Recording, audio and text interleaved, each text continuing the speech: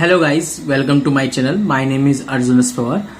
Guys, आज हम लोग linear equation in two variable में लेक्चर नंबर 3 को डिस्कस करने वाले हैं, जिसमें आज का जो हमारा टॉपिक होने वाला है वो होने वाला है guys equations of lines parallel to the x axis and y axis. हमें उस लाइन की इक्वेशन बतानी है जो एक्स एक्सिस और वाई एक्सिस के पैरेलल है। गाइस, बात को समझना पहले। गाइस, टॉपिक इंपॉर्टेंट है। जब मैं parallel to the x axis के बारे में बात करूं, parallel to the x axis इस तरह से होता है, क्योंकि देखो समझो क्वाड्रेंट सिस्टम के अनुसार ये एक्स होता है गाइस, ये वाई होता है। ठीक है ना, पॉइंट को ध्यान समझना, ये एक्स और ये वाई होता है गाइस। मैं parallel to the x axis, parallel to the x axis का मतलब इस तरह से लाइन ड्रॉ करना, यानी एक्स के अकॉर्डिंग। जैसे एक्स सीधी ड्रॉ की गई है, ऐसे सीधी यहां ड्रॉ करनी है। तो parallel to the x axis का मतलब होता है मैं एक्स को टच नहीं कर रहा हूं। जब मैं एक्स को टच नहीं करता, इसका मतलब कितना हो गया? 0 हो गया। एक्स कितना हो गया गाइस? 0। तो आज के बाद ध्यान रखें, जब भी माइंड में फिगर बने, जब भी आ जाए कहीं भी लिखा हुआ कि parallel to the x axis, तो इट मींस एक्स 0। कैसे बनेगा फिगर? इस तरीके से बनता है फिगर इसका, क्योंकि वो वाई को टच करेगा। कहीं ना कहीं किसको टच करेगा गाइस? वाई को टच करेगा। किसी ना किसी डिस्टेंस पर करेगा। मान लीजिए बी डिस्टेंस पर करेगा, तो वाई की इक्वेशन कितनी होगी? Y is equal to b. तो वाई क्या लिखा जाएगा? Y is equal to b. कहीं ना कहीं डिस्टेंस पर टच करेगा तो y is equal to b लिखा जाएगा। Same parallel to the y axis, जब मैं वाई एक्सिस के पैरेलल हूं, वाई एक्सिस के पैरेलल नहीं, वाई मेरा इस तरह से है परपेंडिकुलर, तो कहीं ना कहीं ये एक्स को टच करेगा, परपेंडिकुलर ड्रॉ करूंगा, तब ये क्या हो पाएगा? वाई के पैरेलल हो पाएगा गाइस। तो जब ये वाई के पैरेलल हो गया तो इसका मतलब क्या? वाई को टच नहीं कर रहा है। जब वो वाई को टच नहीं कर रहा तो इसका मतलब क्या हो गया? वाई 0 हो गया।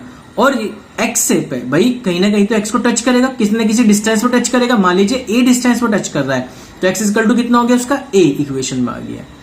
आगे होगी बात कहीं समझ में? तो ये दोनों फिगर आपको समझ में आ गई होगी कि parallel to the x axis के लिए वाई को टच करेगा, parallel to the y axis के लिए एक्स को टच करेगा। बस ये ध्यान रखना, जिसको टच करेगा वो 0 नहीं होना है। बस ये ध्यान रखना, जिसको टच नहीं करेगा वो 0.0 होना है।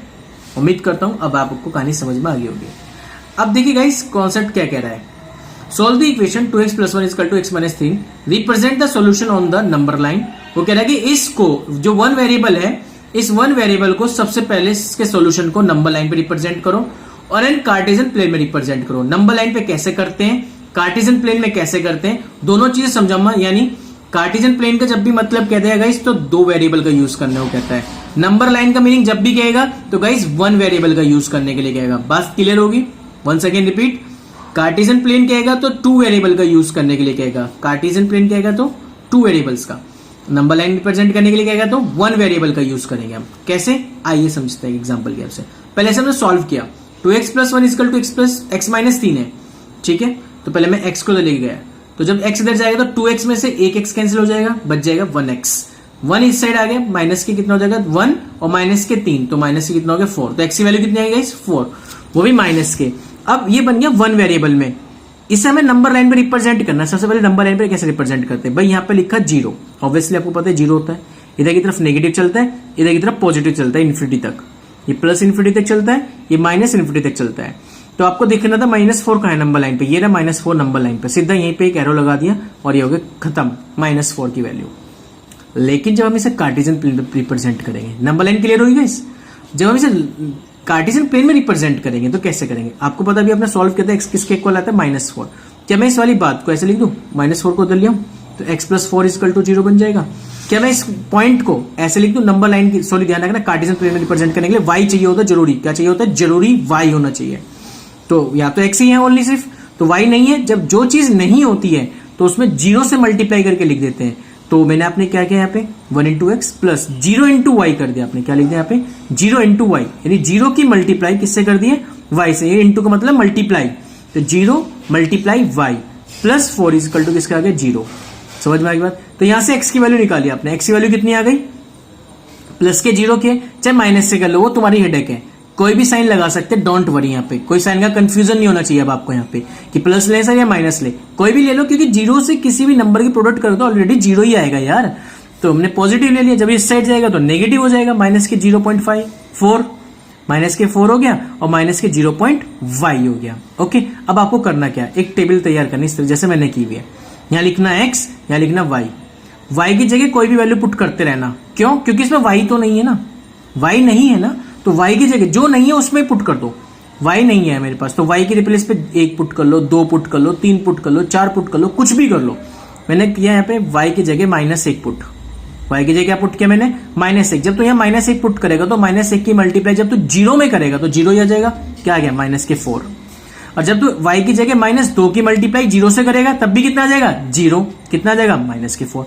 तो यानी चाहे मैं कुछ भी वैल्यू पुट करूंगा, -1 -2 +1 +2 +3 -3 +4 -4 कुछ भी पुट करूंगा, आंसर तो क्या रहेगा -4। क्यों? क्योंकि वे चीजें 0 से मल्टीप्लाई होती रहेंगी। बात समझ में आ गया होगी आपको गाइस, है ना।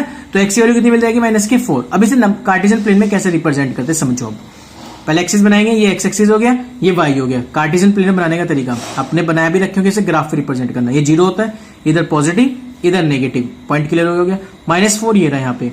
अब आपने देखा कि y की जगह -1 रखा, y -1 ये रहा, समझना मेरी बात को। y की वैल्यू कितनी है -1 और x की वैल्यू कितनी है -4। y की वैल्यू है -1, x की वैल्यू है -4, ये आ गई। तो ये पॉइंट बन गया, यहां पर आ गया, समझ में आ गई बात। उसके बाद y की वैल्यू -2, ये रही -2, ठीक है।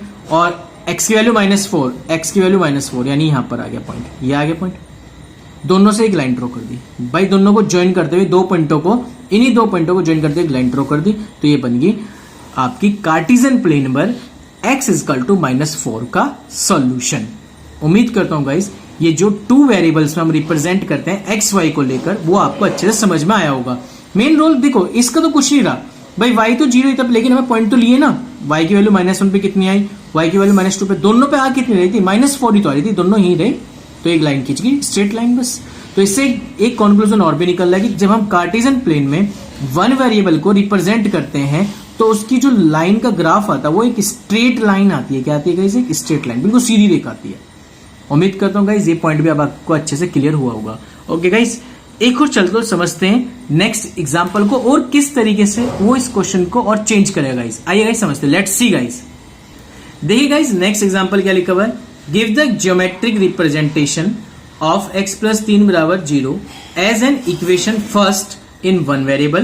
यानी पहले इसका ज्योमेट्रिकल रिप्रेजेंटेशन करना है 1 वेरिएबल में, फिर रिप्रेजेंट करना है 2 वेरिएबल्स में। यानी ये हो गया लाइन पर रिप्रेजेंट करना, ये हो गया कार्टेशियन प्लेन पर रिप्रेजेंट करना। ठीक है, इस कार्टेशियन प्लेन का मतलब एक्स वाई वाले केस में एक्स एक्सिस और वाई एक्सिस बनी हुई होनी चाहिए। ठीक है ना गाइस। तो देखिए 1 वेरिएबल को कैसे रिप्रेजेंट करते हैं, x + 3 = 0 लिखा हुआ है, x + 3 = 0। तो x की वैल्यू कितनी होगी -3। तो नंबर लाइन पे रिप्रेजेंट कर दो, ड्रॉ करके, जैसे सिंपल आपने ड्रॉ की थी ना यहाँ पे 0 -1 -2 -3 दिखा दो डायरेक्ट। ठीक है, ये ऐसे दिखा दी जैसे मैंने यहाँ दिखा, ये -3 को रिप्रेजेंट करना नंबर लाइन पर। उम्मीद करता हूँ गाइस ये पॉइंट आपको क्लियर होगा। ज्योमेट्रिकल रिप्रेजेंटेशन जब भी आ जाए तो दोनों बनाएंगे तो प्लेन में ही, लेकिन प्लेन में 1 वेरिएबल को ऐसे रिप्रेजेंट करते हैं, क्लियर होगी।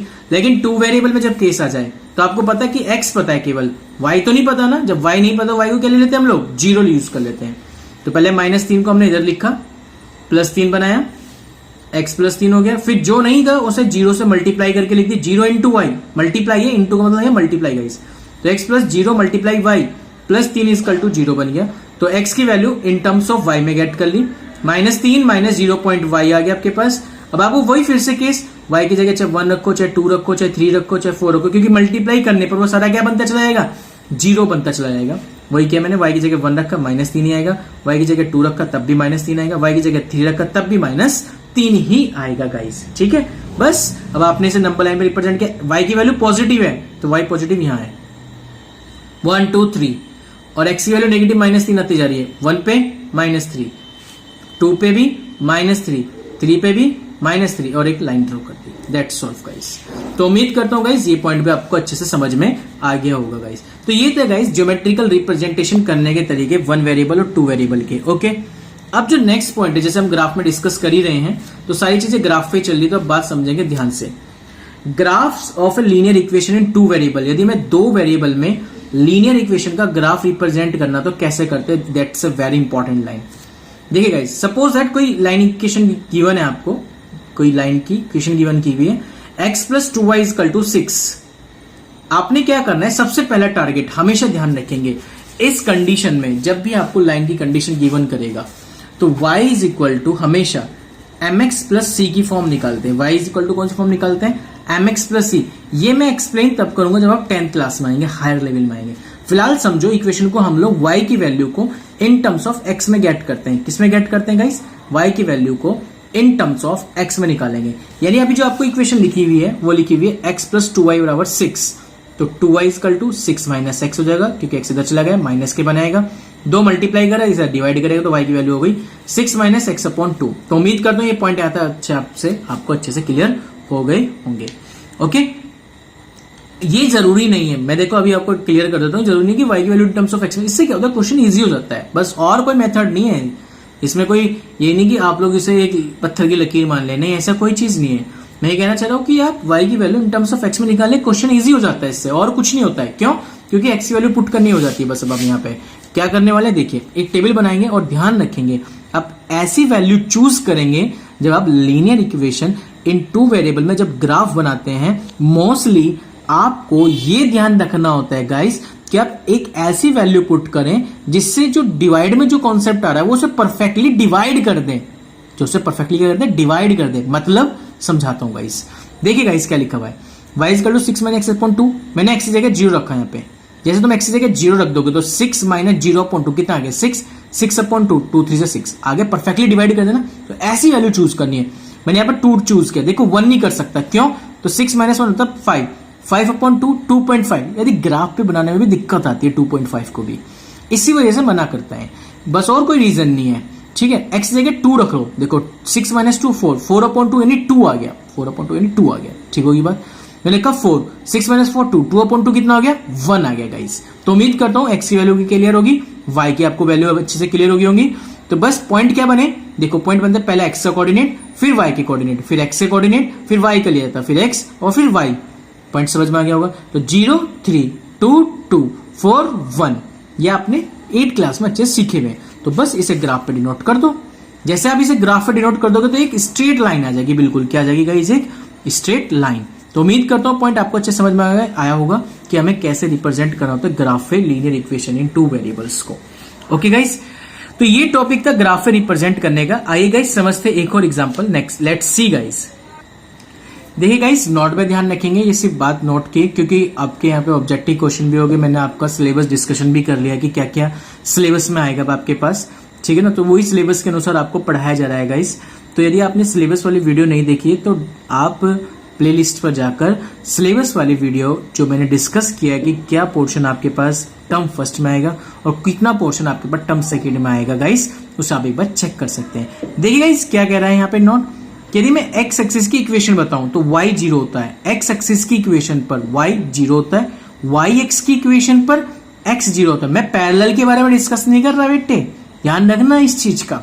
मैं कह रहा x एक्सिस की इक्वेशन पर y 0 होता है और y x की इक्वेशन पर x 0 होता है। जब मैं y x पर खड़ा हो गया तो x 0 हो गया, जब मैं x x पे खड़ा हो गया तो इक्वेशन में y 0 होगी। बस ये चीज ध्यान रखना, इक्वेशन है गाइस ये। अब देखिए क्वेश्चन क्या लिखा हुआ है, लैंग्वेज में क्या पूछा है, the cost of petrol in a city ₹50 पर लीटर। उसने कहा भाई एक सिटी में पेट्रोल की जो कॉस्ट है वो 50 पर लीटर है। सेटअप एक linear equation with x representing the number of litres. एक लीनियर इक्वेशन बनानी है आपको जहां पर उसने बताया जो x है वो लीटर की संख्या को रिप्रेजेंट करेगा और जो y है represent the total cost. y किसको रिप्रेजेंट कर रहा है, टोटल कॉस्ट को रिप्रेजेंट कर रहा है। तो ड्रॉ द ग्राफ, ग्राफ को ड्रॉ करना है। एक सिटी में 1 लीटर पर 50 रुपए खर्च होते हैं, तो सिटी में तो पूरी घूमेगा वो, तो टोटल कितनी कॉस्ट लगेगी होगी, तो टोटल कॉस्ट बतानी है। तो देखिए टोटल कॉस्ट कितनी होती है y, लीटर्स के नंबर कितनी होती है x, क्योंकि x लीटर उसने पेट्रोल भरवाया है सिटी में घूमने के लिए, ठीक है। तो टोटल कॉस्ट ऑफ लीटर की कितनी होगी 50x। तो टोटल कॉस्ट को हम कैसे लिखते हैं y से, समझ में आ गई ना, क्योंकि 1 लीटर की कॉस्ट 50 रुपीज है। तो बताओ x लीटर की कॉस्ट कितनी होगी, क्योंकि लीटर की संख्या बताई ना उसने x से, लीटर की संख्या किससे बताइए, x से बताइए। तो 1 लीटर में 50 जा रहा है तो x लीटर में कितनी जाएगा 50x। तो टोटल कॉस्ट कितनी होगी y, टोटल कॉस्ट किससे होती है y। तो टोटल कॉस्ट ही तो पता नहीं, तो total cost y equal to 50x। फिर से वही x की जगह वैल्यू रखो 0, y भी 0, x की जगह रखा 1 तो y 50, x की जगह रखा 2 तो y 100। पॉइंट बनेंगे 0 0 150 200, 0 0 मतलब 0 0 यहां पर आ गया, x की वैल्यू 1 पे y की वैल्यू 50 ये आ गई गाइस, x की वैल्यू 2 पर y की वैल्यू 100 ये आ गई, एक लाइन ड्रॉ कर दी। That's all guys. उम्मीद करता हूं गाइस ये कॉन्सेप्ट भी आपको अच्छे से समझ में आ रहा होगा ग्राफ का। ओके नेक्स्ट एग्जांपल समझते हैं गाइस, क्या लिखा हुआ है। The taxi fare in a city is as follow. एक टैक्सी फेयर है, ठीक है, यानी टैक्सी का किराया एक सिटी में इस तरह से है कि the first kilometre the fair is 8 rupees, जो पहले किलोमीटर पर किराया है वो 8 रुपए है।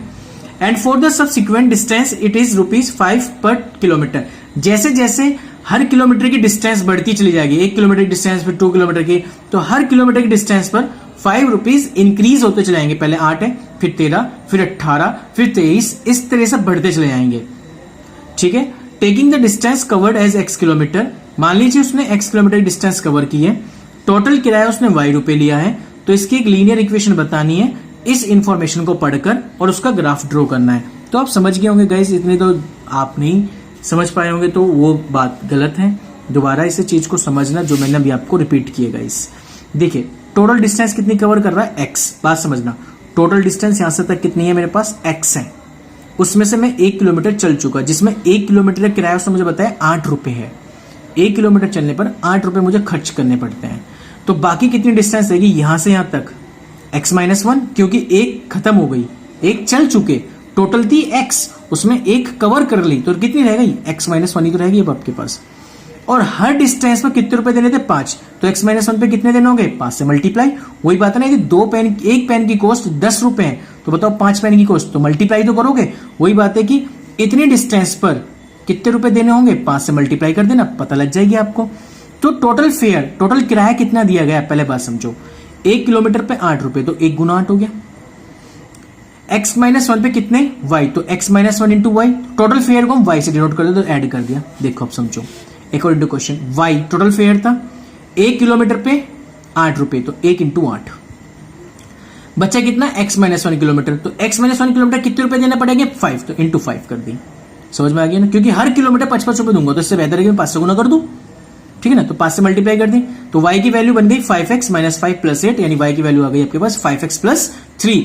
y = 5x + 3 आ गया, तो इसका मतलब आप क्या करेंगे गाइस, y की value in terms of x में वही x की जगह 0, 1, 2, 3 जो चाहे वो पुट कीजिए और draw a graph your self. इसका ग्राफ आप ड्रॉ कीजिए अपने आप, ठीक है। तो उम्मीद करता हूं गाइस ये जो लैंग्वेज का क्वेश्चन था ये आपको अच्छे से समझ में आया होगा और ये ग्राफिक पॉइंट भी आपको अच्छे से क्लियर हो गए होंगे यहाँ पे, क्योंकि यहाँ पुट करना है, x जगह 0 पुट करो, x जगह 1 पुट करो, 2 करो, तो y अपने आप निकलते चले जाएंगे यहाँ पे। क्यों, क्योंकि y की value in terms of x में।